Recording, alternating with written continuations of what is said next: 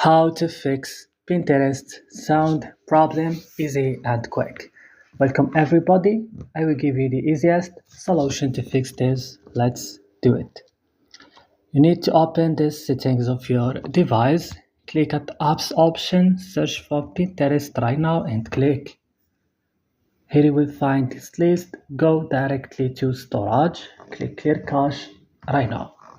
Back, click for stop, click OK. You go to Play Store or App Store, try to update your Pinterest.